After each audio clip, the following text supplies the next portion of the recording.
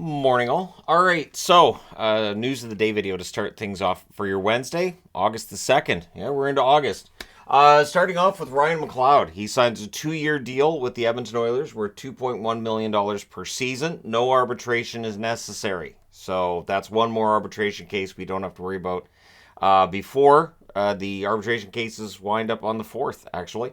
And Drew O'Connor and the Penguins also avoiding arbitration. It is a 2-year deal for him, $925,000 per season.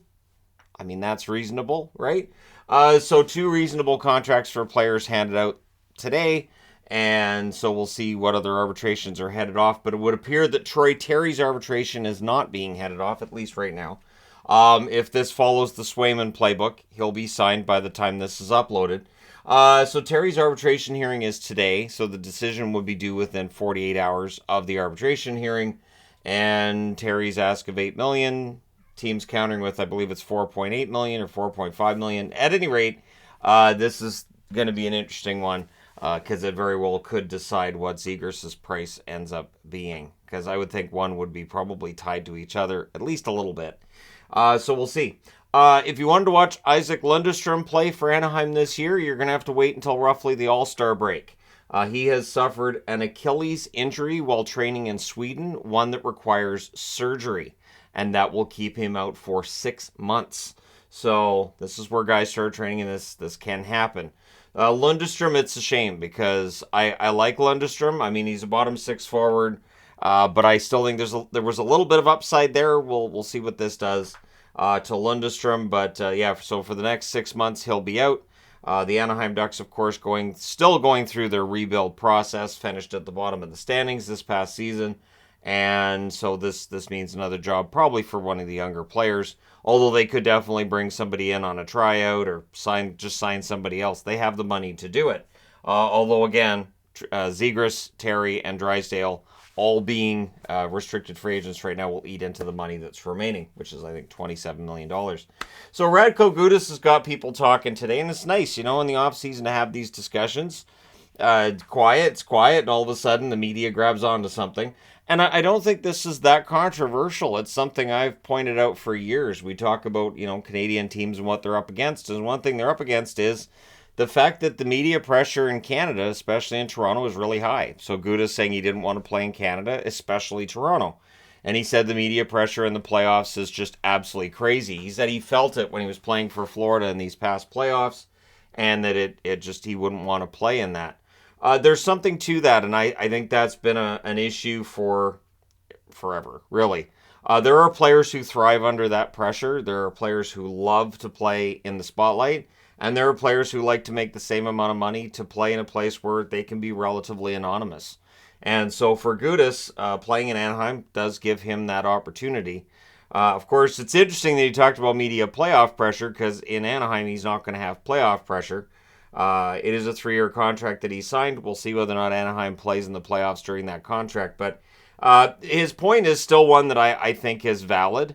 I think the amount of pressure that players are put under in Canada is much, much higher. I do think that has had effects on teams in the playoffs. I think this is probably part of the reason why Canadian teams have a hard time getting over the top, on top of everything else. There are various reasons, but Gudas coming out and saying this, and of course Ryan O'Reilly earlier in the summer said that it played a role in him going to Nashville rather than trying to find a way to stay in Toronto, that he felt that pressure, and not every player is meant for that, Not every player is meant to go through that pressure. I did find it interesting, too, though, people saying, well, you don't see that in other sports. But we know that hockey players, in comparison with players in other sports, generally more shy of the spotlight. They're not quite as outgoing. They're usually kind of quiet. There are obviously exceptions, but comparatively speaking with other North American sports, hockey players tend to be kind of to themselves, and I get it. I get that they look and they say, I can get $4 million to play here and not have any pressure from media, and I could be relatively anonymous out with my family eating dinner. I don't have to worry about being recognized. Or I can get, $5 million here and get hounded when we go out to dinner as a family and have all this pressure, and every time I have a bad shift, it's all over the internet. And so I get it. I get it. I don't think the internet's made it better either. I'll put it that way. So it is August. Normally I would be doing season previews already.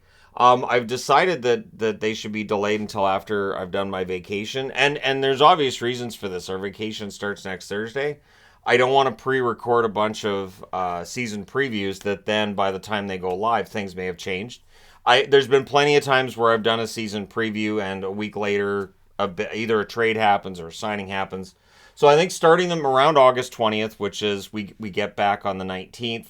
So starting them on August 20th makes a lot of sense. I will be putting polls up on the channel. I put up 4 yesterday.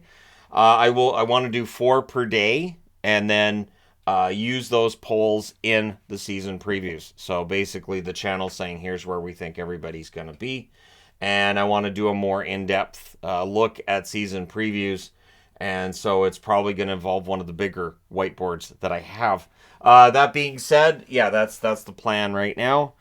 Because again, it just seems like it's all the time that I post season previews, and then there'll be a lot of posts of, "Are you going to update this? Hey, they made a trade since you posted this. Are you going to update it? You should update this. This isn't exactly accurate." Plus, I exhaust the season previews around the end of August, and then there's that dead time between the end of August and when you get into training camp and everything. So I figure why not start it about a week and a half after I normally do, and yeah, that solves some of that issue that I've had. So there you go. Thank you guys so much for all your support as always. Don't forget to hit like and subscribe if you're browsing your way through. You just happened upon this video. All these support is greatly appreciated, and I will talk to you again soon.